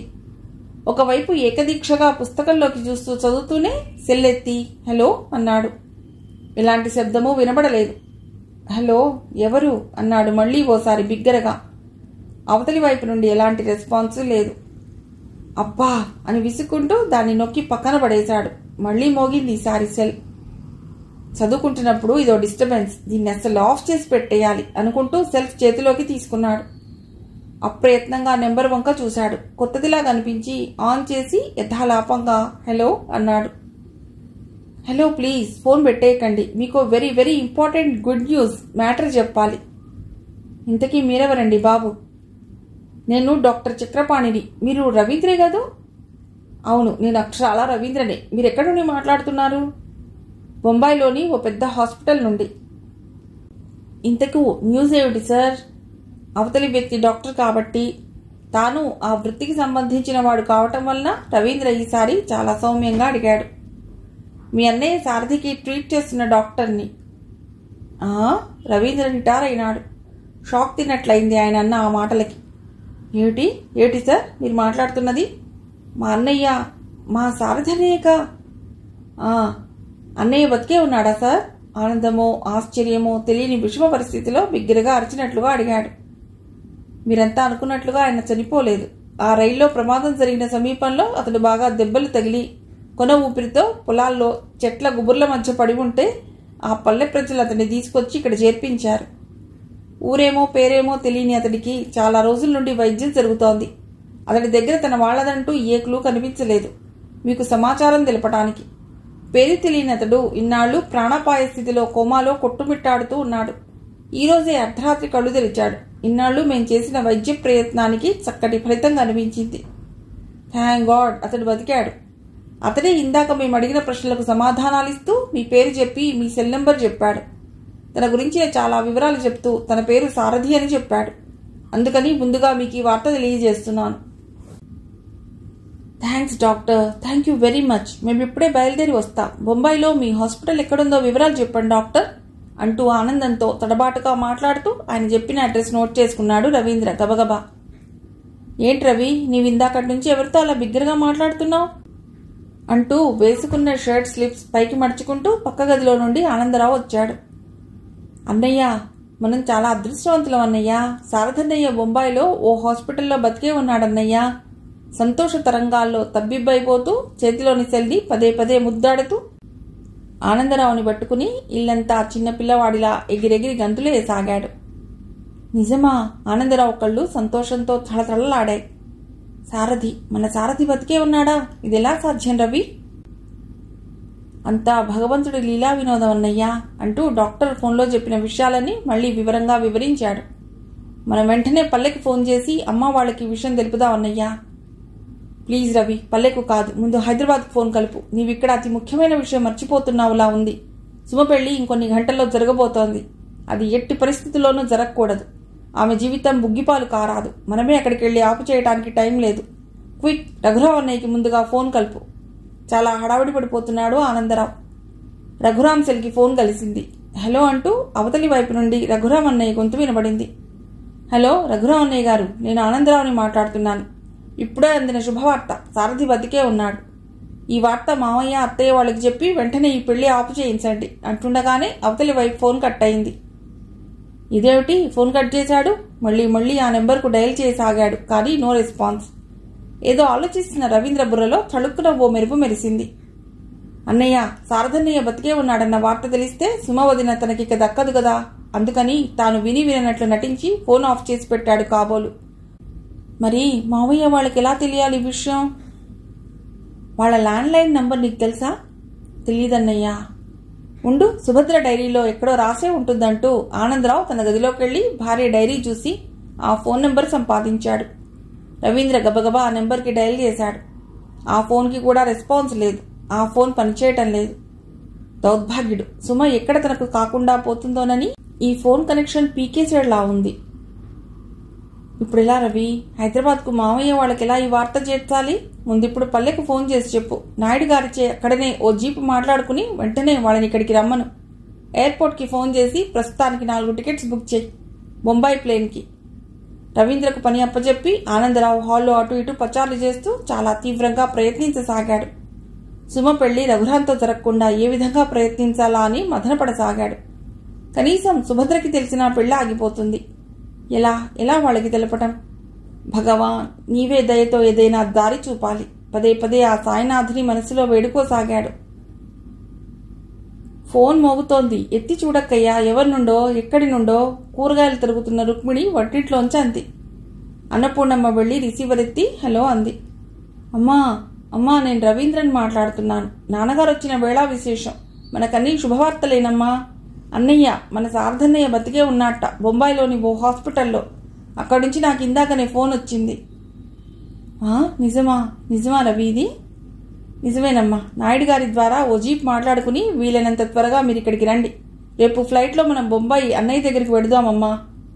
రవీంద్ర అవధుల్లేని ఆనందంతో గబగబా మాట్లాడుతూనే ఉన్నాడు.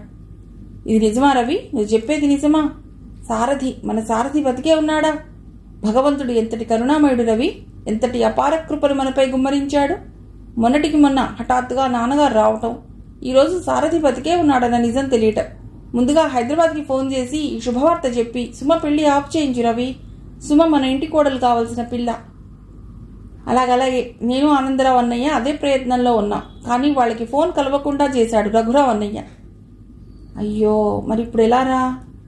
నువ్వేం కంగారు పడకు. ఎట్టి పరిస్థితుల్లోనూ ఆ పెళ్లి జరగదమ్మా. నాన్నగారితో పాటు మీరంతా వీలైనంత త్వరగా వచ్చేయండి అంటూ ఫోన్ పెట్టేశాడు. ఆ సంభాషణ ద్వారా సారథి బతికే ఉన్నాడన్న వార్త అర్థమై రుక్మిణి కూరగాయల్ని కత్తిపీటని వదిలేసి అక్క దగ్గరికి ఆనందంతో పరిగెత్తుకుని వచ్చి ఆమెను వాటేసుకుంది బిగ్గరగా. అక్కా చెల్లెళ్ళిద్దరి కళ్లల్లో ఆనంద భాష్పాలు తొణిగిసలాడుతున్నాయి. సారథి బతికుండడం నిజంగా మనం చేసుకున్న అదృష్టం అక్కయ్యా. సుమ పెళ్లి కాకమునిపే తెలియటం మరీ అదృష్టవంతులం. కానీ వాళ్ళకక్కడి ఫోన్లేవి కలవటం లేదట రుక్మిణి. ఏం చేయడం? ఓ భగవంతుడా, సుమకా పెళ్లి జరగకూడదు అంటూ ఆదరాగా పూజా గదిలోకి వెళ్లి ఏడకొండల స్వామికి భక్తి శ్రద్ధలతో ముడుపుగట్టి మనసారా మొక్కుకుంది. రుక్మిణి కూడా నీలకంఠేశ్వర స్వామికి 108 కొబ్బరికాయలు కొట్టి అభిషేకం చేయిస్తానని మనసులోనే ప్రార్థించింది. త్వరగా పద రుక్మిణి, మనం ఇప్పుడు పొలం దగ్గరికి వెళ్లి మీ బావగారితో ఈ తీయని శుభవార్త చెప్పి నాయుడు గారితో మాట్లాడి సాధ్యమైనంత త్వరగా జీపు మాట్లాడుకుని వెళ్ళిపోవాలి అంటూ అన్నపూర్ణమ్మ చెల్లెల్ని తొందరబెట్టసాగింది. వెడదాం గాని రవి చెప్పాడో లేదో ఫోన్ చేసి గౌతమ్కి విషయం చెప్పక్కయ్యా అంటూ గుర్తు చేసింది రుక్మిణి. అవునే, మర్చిపోయాను. మళ్ళీ ఆవిడ ఫోన్ దగ్గరికి పరిగెత్తింది. సుమ వివాహానికిక ఓ గంటే టైం ఉంది. అందరూ శాస్త్రి గారితో పాటు గుడికెడుతున్నారు. సుభద్రయ్య దగ్గరుండి అక్కనగలుబెట్టి చక్కగా చెల్లెల్ని అలంకరించింది. ముసలావిడ చాలా సంతోషంగా ఉంది ఆ సమయంలో. అంతా వెళ్ళాక తాపీగా సుభద్ర బాబ్జీని తయారు చేస్తోంది. తొందరగా గుడికి వచ్చేసే సుభద్ర, సుశీలమ్మ కూతుర్ని మరోసారి హెచ్చరించి వెళ్ళిపోయింది. అలాగేనమ్మా, నువ్వు వెళ్ళు. మమ్మీ, మనం ఓసారి డాడీకి ఫోన్ చేద్దామా? ఎందుకని? ముందు నువ్వు త్వరగా తయారు కారా. బాబ్జీ, ఫోన్ సంగతి తర్వాత ఆలోచిద్దాం. కొడుక్కి షర్ట్ కాలర్ సరిచేసి తల దువ్వుతూ, ఇంట్లోని ఫోన్ పనిచేయటం లేదు కదా, ఎలా చేద్దాం ఫోన్ మరి? మళ్ళీ సుభద్రే అంది. గుడికి వెళ్ళేప్పుడు దారిలో ఆ పక్కనే ఎస్టీడీ ఫోన్ బూత్ ఉంది మమ్మీ. అవునా, అయితే చేద్దాంలే. ఆ బూత్ నుండి ఫోన్ చేసి డాడీతో బాబాయ్తో మాట్లాడదాం మమ్మీ. అబ్బా, సరే అన్నానుగా. అయినా ఈ పెళ్ళి అయిపోగానే రేపు ఎలాగో మనం వెళ్ళిపోతాం కదా బాబ్జీ, ఇప్పుడెందుకు వాళ్ళకి అనవసరంగా ఫోన్ చేయడం చెప్పు? ఓ క్షణం కోపంగా చూసి విసుక్కుందామె కొడుకుని. Please mummy. సరే సరే పద, షూ వేసుకో ముందు. కొడుకును తొందరబెట్టి హ్యాండ్ బ్యాగ్ని చేతిలోకి తీసుకుని ఇంటికి తాళం పెట్టి రోడ్డు మీదికి వచ్చింది ఆమె గబగబా. సుమ పెళ్లి జరిగేది వాళ్ళింటికి సమీపంలోనే ఉన్న వెంకటేశ్వర స్వామి ఆలయంలోనే కాబట్టి కొడుకు చెయ్యి పట్టుకుని వడివడిగా నడుస్తోంది సుభద్ర. Mummy phone. బాబీ అక్కడే ఆగిపోయి ఫోన్ బూత్ వైపు చేయి పెట్టి చూపిస్తూ మళ్లీ గుర్తు చేశాడు. అబ్బబ్బా, చెప్తే నువ్వు వినవు కదా. సరే పద. విసుక్కుంటూనే ఆ పక్కనే ఉన్న బూత్లోకి వెళ్ళింది భర్తకి ఫోన్ చేయడానికని. నంబర్ డయల్ చేసి హలో అంది సుభద్ర. హలో వదినా, నేను రవీంద్రను. పెళ్ళైపోయిందా? ఆనందన్నయ్య వచ్చాడు అక్కడికి. ప్లీజ్ వదినా, ఫోన్ పెట్టేకు. నేను చెప్పేది కాస్త వినోదినా. శారదన్నయ్య బొంబాయిలో ఓ హాస్పిటల్లో బతికే ఉన్నాడు. ఈరోజు అన్నయ్యకు వైద్యం చేస్తున్న డాక్టర్ ఫోన్ చేసి చెప్పాడు. సుమవదిన పెళ్లి ఎలాగైనా ఆఫ్ చేయించాలని రఘురామ్ అన్నయ్య సెల్కి ఫోన్ చేసి చెప్పాం. ఆయన మాకు ఎలాంటి రెస్పాన్స్ ఇవ్వకుండా సెల్ ఆఫ్ చేసి పెట్టడమే కాక ఇంట్లో నీ ఫోన్ పనిచేయకుండా చేశాడు దినా, దుర్మార్గుడు. మావయ్య వాళ్ళకి వార్త తెలిస్తే సుమ తనకు దక్కదని కాబోలు ఇలా చేశాడు దినా. అందుకని టాక్సీ తీసుకుని అన్నయ్య బయలుదేరాడు. రేపు బొంబాయి వెళ్ళాలి. నీవు త్వరగా వెళ్ళి ఈ విషయం అందరికీ చెప్పి పెళ్లి జరగకుండా చూడదినా, క్విక్. పల్లె నుండి అమ్మ కూడా ఇదే అంటోంది. రవీంద్ర ఏకధాటిగా ఆగకుండా మాట్లాడాడు. నిజమా రవి, ఇది నీవు చెప్పేది నిజమా? సారథి, మన సారథి బతికే ఉన్నాడా? ఎంతటి తీయటి వార్త చెప్పావు. మీ అన్నయ్య ఇంకా రాలేదు. రఘురాం బావ కావాలనే అలా ఫోన్ కట్ చేసి ఉండవచ్చు. నిజంగానే సుమ ఇక అతనికి దక్కదుగా. నేను ఇప్పుడు గుడికెడుతున్నాను రవి. బాబ్జీగాడు ఫోన్ ఫోన్ అంటూ నా వెంటబడితే చేశాను. నేను ఇలా చేయడం నిజంగా చాలా మంచిదైంది. ముందుగా బాబ్జీకి చెప్పాలి థ్యాంక్స్. ఇదిగో వీడితో మాట్లాడు. సుభద్ర మనసు ఇప్పుడు ఆనందోత్సాహాలతో గాల్లో తేలిపోతున్నట్లుగా హాయిగా ఉంది. కొడుకు మాట్లాడగానే మళ్లీ ఫోన్ అందుకుని, రవి పెట్టేస్తున్నాను, ముందు గుడికెళ్ళి మన వాళ్ళందరికీ శుభవార్త చెప్పాలి అంటూ ఫోన్ పెట్టేసి బిల్ చెల్లించింది. సారథి బాబాయ్ నిజంగా చనిపోలేదా మమ్మీ? లేదురా, బతికే ఉన్నట్ట. ప్రేమగా కొడుకును ముద్దాడుతూ, పద మనం గబగబా వెళ్ళాలి గుడికి అంటూ బాబ్జీ చేయి పట్టుకుని ఆఘా మేఘాల మీద గుడికి చేరుకుంది. గుళ్ళో అక్కడ పల్లె నుండి వచ్చిన పురోహితులైన శాస్త్రి గారు పెళ్లికి కావలసిన వస్తువులన్నీ సంచిలోంచి తీస్తూ రెడీగా పెట్టుకునే పనిలో చాలా హడావుడిగా ఉన్నాడు. నాన్నా, నాన్న, అమ్మ, సుమ, అందరూ వినండి. సారథి, మన సారథి బతికే ఉన్నట్ట. బొంబాయిలో ఓ హాస్పిటల్లో. ఈ పెళ్లి ఎట్టి పరిస్థితుల్లోనూ జరగటానికి వీలేదని పూర్ణమత్తయ్య కూడా చెప్పిందిట. బాబ్జీ ఒక్కటే గోల పెడితే ఇందాక ఇంటికి ఫోన్ చేశాను. రవీంద్ర చెప్పాడు ఈ విషయాలు. మీ అల్లుడు గారు కూడా టాక్సీ తీసుకుని ఇక్కడికే బయలుదేరారట. ఇంకా కాసేపట్లో ఇక్కడికి చేరొచ్చు అని చెప్తున్న సుభద్ర మాటల్ని అందరూ మంత్రముగ్ధల్లా విన్నారు. సుమకి తనేం వింటుందో అర్థం కాకపోయినా క్షణం శిలా ప్రతిమలా నిలబడిపోయింది. ఆమె తన అదృష్టానికి తానే నమ్మలేకపోతోంది. అవునా అక్కయ్య, ఇది నిజమా అక్కయ్య? బావా, సారథి బావ బతికే ఉన్నాడా? సుమ ఒక్క అంగలో పరిగెత్తుకొచ్చి అక్కని వాటేసుకుంది. నిజంగా నీవు చాలా అదృష్టవంతురాలివమ్మా సుమ. ఈ శుభవార్త మనకు తెలియటానికి ఒక్కరోజు ఆలస్యమైనా చాలా ఘోరం జరిగేది. అక్కున చేర్చుకున్న చెల్లెలి తలను ప్రేమగా నిమురుతూ అంది సుభద్ర. కలయో నిజమో తెలియని స్పృహలో ఉండిపోయింది ఆమెకు అక్క స్పర్శ. మాటలతో ఇది కల కాదు, యథార్థమని తెలుసుకుని భరించే శక్యంగాని ఆనంద కెరటాలు ఆమె గుండె లోతుల్లో ఎగిసి పడుతున్నాయి. రఘురాం బావ సెల్కి ఫోన్ చేసి మీ అల్లుడు గారు ఈ శుభవార్త మనకందరికీ చెప్పమని చెప్పాట కూడా. ఆ తర్వాత ఎలాంటి రెస్పాన్స్ ఇవ్వకుండా సెల్ ఆఫ్ చేసి పెట్టాట. ఇంట్లో ఫోన్ మొగకపోవటానికి కూడా కారణం ఆయనే అని అనుకుంటాను నేను. ఇది నిజమే కదా బావా? క్రీగంట చూస్తూ ధైర్యంగా అడుగుతున్న మరదలి కళ్ళలోకి సూటిగా చూడలేక తప్పు చేసిన వాడిలా అవమాన భారంతో తల వంచుకున్నాడు రఘురాం. అంతలోనే ఓ టాక్సీ శరవేగంతో వచ్చి గుడి ముందు ఆగింది. అందులో నుంచి ఆనందరావు హడావుడిగా దిగి గబగబా గుళ్ళోకి పరిగెత్తుకొచ్చినట్లుగా రాసాగాడు. ఓ మినీ వ్యాన్ వచ్చి ఆగింది హాస్పిటల్ ముందు. అందులో నుండి అందరూ బిలబిలమంటూ ఆత్రంగా కిందికి దిగి పరిగెత్తుతున్నట్లుగా లోనికెళ్లసాగారు. సెక్యూరిటీ గార్డ్ గుంపుగా ఉన్న వాళ్ళందరినీ ఎగాదిగా చూస్తూ మధ్యలోనే ఆపాడు. ఎవరు మీరంతా? ఎవరు కావాలి మీకు అంటూ హిందీలో అడిగాడు. మాకు డాక్టర్ చక్రపాణి గారు కావాలి అంటూ సారథి విషయమంతా క్లుప్తంగా చెప్పారు ఆనందరావు, రవీంద్రలు. ఓ అలాగా, ఆ డాక్టర్ గారు ఫస్ట్ ఫ్లోర్లోనే కుడివైపునున్న రూమ్ నెంబర్ 6లో ఉంటారు, వెళ్ళండి అంటూ వాళ్ళని లోనికి పంపాడు. ముందుగా ముఖ్యులు ఓ 3-4 పెడదామని ప్లేన్ టికెట్స్ బుక్ చేశారు. కానీ అందరూ ప్రయాణం అయ్యేసరికి ఆ టికెట్స్ క్యాన్సిల్ చేసేసి ఇలా ఓ మినీ బస్ మాట్లాడుకుని అందరూ వచ్చేశారు. డాక్టర్ చక్రపాణి గారు తన గది ముందు గుంపుగా వచ్చిన వాళ్ళందరినీ సంభ్రమంగా చూస్తూ, ఓహో మీరంతా సారథి కుటుంబ సభ్యులన్నమాట. నేనన్నది నిజమే కదా, రండి రండి సంతోషంతో అంటూ రవీంద్రతో పాటు వాళ్ళందరినీ పరిచయం చేసుకుని సారథి ఉన్న రూమ్ వైపు తీసుకుపోసాగాడు.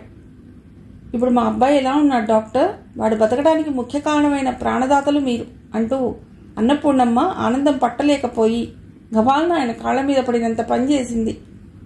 అయ్యయ్యో ఇదేమిటమ్మా, లేవండి మీరు. నా వృత్తి ధర్మాన్ని నేను సక్రమంగా నిర్వర్తించాను.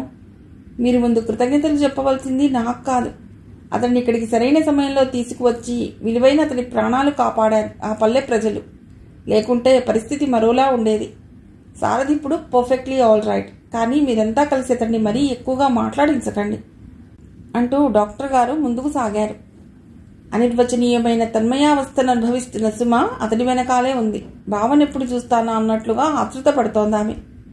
గది లోపలికి అడుగుపెట్టగానే కొంచెం చిక్కిపోయి నీరసంగా కళ్ళు మూసుకుని బెడ్పై దిండు కానుకుని కూర్చుని ఉన్న సారథిని చూడగానే అందరి హృదయాల్లో పూలవాన కురిసినట్లయింది ఒక్కసారిగా. అందరికన్నా ముందుగా సుమ బావా అని నోరారా ప్రేమగా పిలుస్తూ అతని గుండెలపై వాలిపోయింది పరిగెత్తికెళ్ళి. కన్నీళ్లతో హీనస్వరంతో బాబు సారథి అంటూ కొడుకుని ఆప్యాయంగా ఆనందంతో ఆలింగనం చేసుకుంది అన్నపూర్ణమ్మ.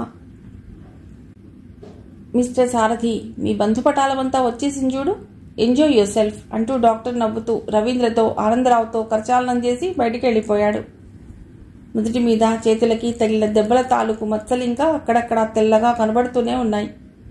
అందర్నీ ఒక్కసారి చూసిన ఆనందం కన్నా అందరికన్నా వెనకాల నిల్చున్న కేశవస్వామిని చూడగానే సారథి ఆనందం 10ంతలయింది. అమ్మా ఇది నిజమా? నాన్నగారు వచ్చేశారా? తిరిగి వచ్చేశారా? నేను నిజంగా నా కళ్ళ నేనే నమ్మలేకపోతున్నాను. ఇది ఎలా జరిగింది? ఎప్పుడు జరిగింది? ఇది ఎలా సాధ్యపడింది?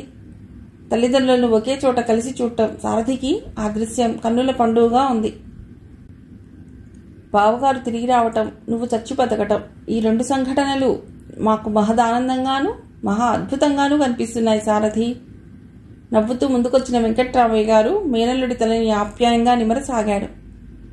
కళ్ళ నిండా వెలుగుపూలు నింపుకుని తండ్రి వంక మనసారా వీక్షించసాగాడు. మీ డాక్టర్ ఫ్రెండ్ అదే రెడ్డి ఓసారి మళ్లీ వాళ్ళ చుట్టాలతో కలిసి నెలియా నుండి ద్వారకకు వచ్చాడు.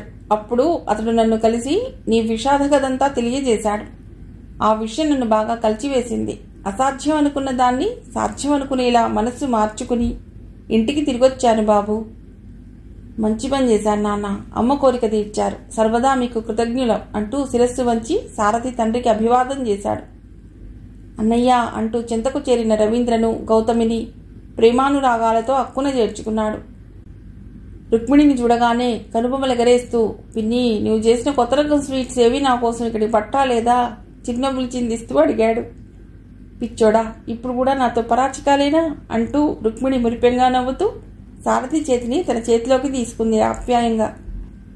తను ఎలా యాక్సిడెంట్కి గురైంది క్లుప్తంగా ఓ కథలా చెప్పుకొచ్చాడు. రైలెక్కే ముందే ఓ దొంగ వెధవ తన పర్స్ సూట్ కేసు కొట్టేయడం వల్ల తన వాళ్ల ఆనవాళ్లేవి తన దగ్గర లేకుండా పోయాయి. చేతిలో ఓ రూపాయి కూడా లేదు. కొన్న రైలు టికెట్తో పాటు చేతికున్న ఉంగరం లూజ్ కావటం వలన దాన్ని కూడా పర్సులోనే పడేయటం వలన చేతిలో ఏమీ మిగల్లేదు. దేవుడి మీద భారం వేసి రైలెక్కేయడం జరిగింది. ఆ తర్వాత పెద్ద బాంబు విస్ఫోటనంతో ఆ రైలు ప్రమాదం జరిగింది. నాకేమైందో తెలియని విషమ పరిస్థితిలో ఆ పల్లె జనం నన్ను హాస్పిటల్లో చేర్పించి పోతున్న నా ప్రాణాలు కాపాడారు. వాళ్ల రుణం తీర్చుకోలేనిది. తన చేతికి నీ ఉంగరం పెట్టుకున్న ఆ వ్యక్తి ముఖం బాగా గుర్తుపట్టలేనంతగా చితికిపోయి నీలాగా మాంచి ఒడ్డు పొడువు ఉండటం వలన అదే నీవనుకుని దహన సంస్కారాలు జరిపించాం. నేను ఆనందరావు అన్నయ్య, సజల నయనాలతో చెప్పుకొచ్చాడు రవీంద్ర. ఆపదలో ఉన్న వారిని ఆదుకునే మంచి స్వభావం ఉన్న వాళ్ళకి భగవంతుడు అన్ని విధాలా సాయం చేస్తాడు.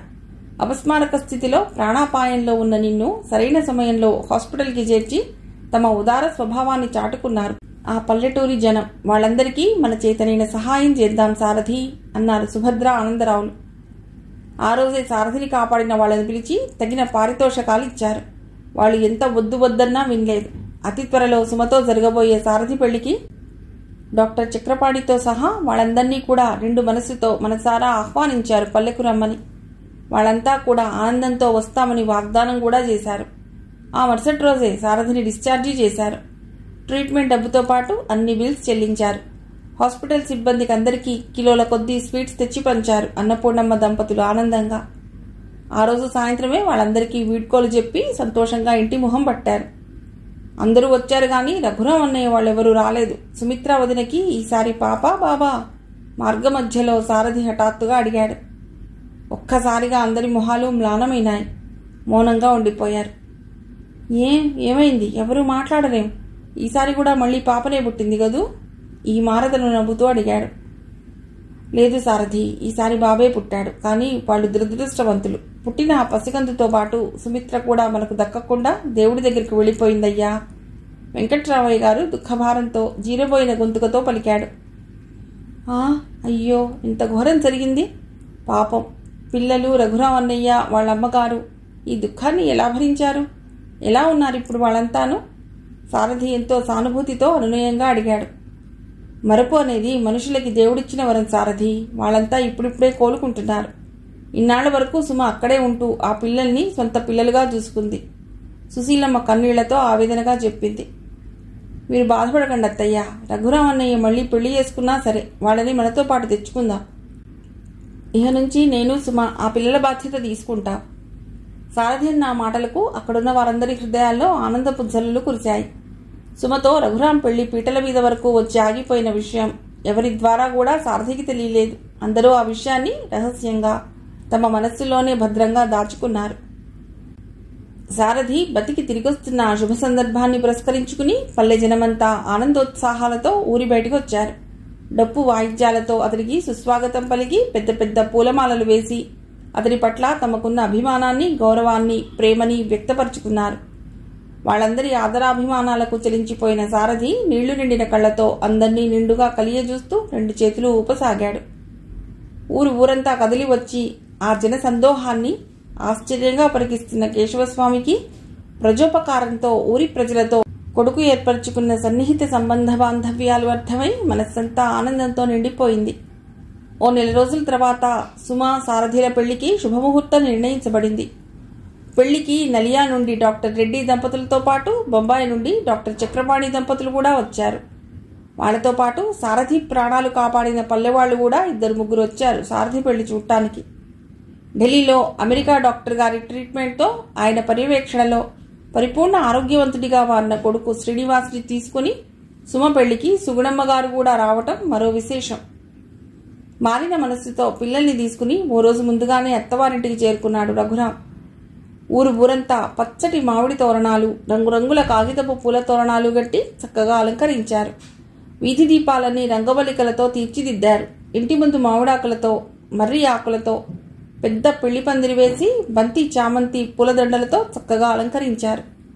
భూదేవంత అరుగు, ఆకాశమెత్తు పందిరి అన్నట్లుగా, నభుతో నభవిష్యత్తు అన్నట్లుగా ఊరి ప్రజల ఆనందోత్సాహాల మధ్య సకల బంధుమిత్రుల సమక్షంలో సుమ, సారథిల వివాహ మహోత్సవం అత్యంత వైభవోపేతంగా కన్నుల పండుగగా జరిగింది. ఆ శుభముహూర్తాన తన మేనమరదలైన సుమబాల మెడలో ఆ 3 ముళ్ళు వేసి తన దానిగా చేసుకున్నాడు సారథి. ఎన్నెన్నో ఒడిదుడుకులతో కూడుకుని ఉన్న మానవ జీవితం గులాబీ పూల చెట్టు వంటిదని అనవచ్చునేమో. లౌకికమైన బంధాలు అనుబంధాలు ఆ చెట్టుకున్న కొమ్మలు రెమ్మలు, కష్టాలు కోరికలు దుఃఖాలు ఆ చెట్టుకున్న ముళ్ళ వంటివి. ఆ చెట్టుకు పూసే పువ్వే ప్రేమ పుష్పం. చెట్టుకున్న కొమ్మలకు అల్లుకుని ఉన్న ముళ్ళ కన్నా ప్రత్యేకంగా ఉన్న పువ్వును ముళ్ళు గుచ్చుకోకుండా కొమ్మల నుండి ఆకుల నుండి ఆ పువ్వును వేరు చేసి జాగ్రత్తగా కోసి తాను మనసారా ప్రేమించిన సుమబాల అనే ఆ ప్రేమ పుష్పాన్ని తనదానిగా చేసుకున్నాడు ఇప్పుడు సారథి. మెడలో కొత్తగా అలంకరించబడ్డ తాళిబొట్టుతో, తెల్లని పట్టుచీరతో, బంగారు రాళ్ల నగలతో, సిగ్గుల మొగ్గల సర్వాలంకార శోభితయ్యై ముకుళిత హృదయంతో ఉన్న మరదలిని ఆ రోజు రాత్రి తన బాహువుల్లో గట్టిగా బంధించాడు.